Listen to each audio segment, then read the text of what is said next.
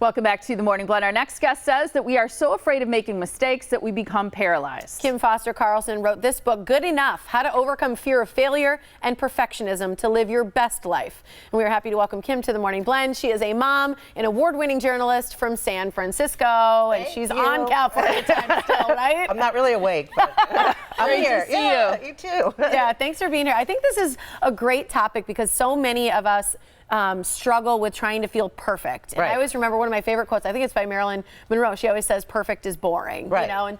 But that's one of the things that you struggle with. All the things that you've achieved, all the things you've done, you felt you really wanted to try and be perfect. Right, yeah, and I sort of almost got into this fear of failure and paralyzed by making the wrong decision. So I stopped making decisions and I wasn't living my best life. And then I would see it in my kids starting to do the same thing, starting to have those same feelings about perfectionism. I was like, oh, no, we got to stop this. And I like that concept that we might make the wrong decisions, but to stop making decisions is where really the problem begins. You've got a fascinating background. You were a traffic reporter, news anchor, sports anchor, talk show host. I know you were a swimmer in college, so you've had a lot of success in your life. Yeah. Do you think success that drives perfectionism? Oh, I think so too. I talk about in the book, my daughter was a swimmer at USC, and she went to the World Championships, and she barely qualified. She got in 8th, you know, and she barely made the final. But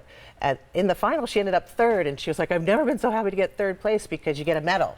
4th place, you don't get a medal." And so she wasn't worried about winning at all. She was just, you know, she was good enough to win a medal. So I think you almost have to try to overcome the fear of failure, and I talk about it in the book, especially Steph Curry, who we all know from the NBA Finals. Yeah. His college coach said, he has no fear of failure. He will miss 5 shots in a row, but he knows, you know, that half-court shot will go in, and it does. I mean, as you saw in the NBA Finals. Right. So I think it's really important for young people, especially high school and that age, to fail. And and also talk about, there's a class at Smith College called Failure. All freshmen have to take it. Wow. And the goal is to fail at something. So you have to go try some new sport you never tried, or try a class that you're not gonna do well in. Don't try skydiving. Don't fail at that. There's certain things it's okay to succeed.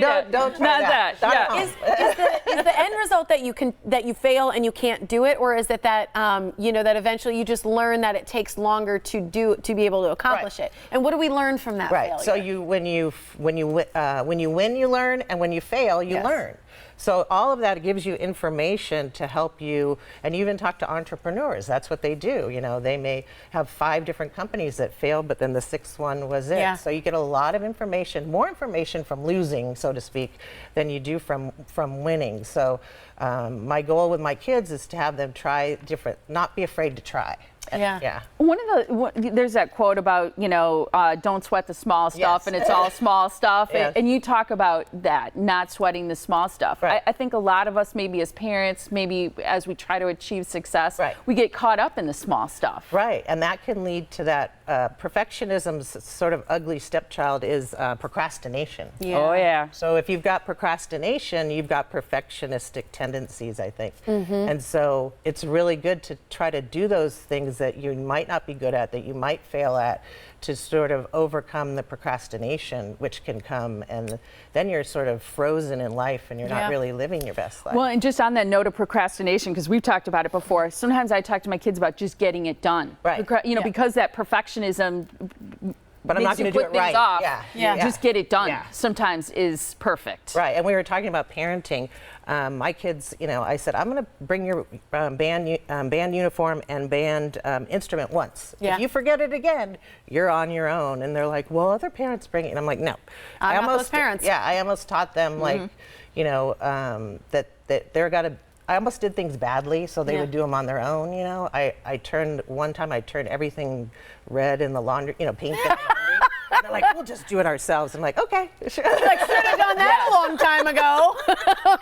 That's wonderful. I love that idea. That's good. That is a good one. One of the things you say can help conquer this perfectionism, the thoughts that go along with it, is being in the moment and finding joy in that moment and being mindful. How have you found that to work? Right, and I see this because I covered news and sports, and I see this in sports a lot.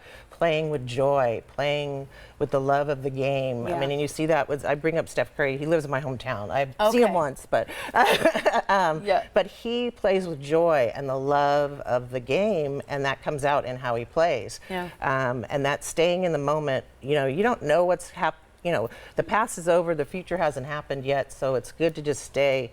If you could teach your kids to, especially in sports, to stay in the moment and enjoy it. As my kids moved up in swimming, it got harder and harder, and I go, well, remember why you got into swimming? You know, the rec swimming where you know, you get the candy after and you just play with your friends. Remember why you got into swimming in the first place. I think about that with Brett Favre. He would always, not always, but so often on the field, he'd be smiling and like joking around with people. You could tell he loved the game. Yeah. You know, you can say a lot of things about him. People have different opinions, but he loved the game. Yes. And it showed in when he played. And I think a lot of his success was because of how much he loved it. And he kept playing, you know, way longer than we all thought he would, and he came back even because he probably missed it. So it is. And then the gratitude, that whole being grateful, all those things help you stay out of that perfectionism and fear of failure, and help you to live that best life. And it's true. I feel like every great luminary, every thought leader talks about gratitude and how they take the time to write down things that matter. And that's one thing you suggest, is write down 3 things that you're grateful for. Yeah, in the morning, just have a journal and write. You know, it could be, oh, my, you know, my dogs, my family. You know, even, oh, I got up today and had a cup of coffee. You know. Yeah. It sort of gets you out of that, you know, bad state of mind and into the, you know. Or maybe my back hurts a little less than yesterday. Or my knees creak a little bit, like, you know, whatever it is. And it's hard to to think, because I don't want to write the same one, so I start writing, you know, I'm grateful that I, you know, got to come here and talk to you guys or something. You know, that's probably what I'll write today. So it's just, it really gets you into that moment, stay in the moment, gratitude. That'll really help. It helped me. It did. That's why I wrote the book. Love it. So you fun. can learn more by getting the book for yourself. And here's how you do that. You can go to the website, KimFosterCarlson.com, to get a copy for yourself of Good Enough. That's right. Thanks for being here. Thank you for really having me. nice to meet you. You too. Thanks for making the trip. Appreciate it.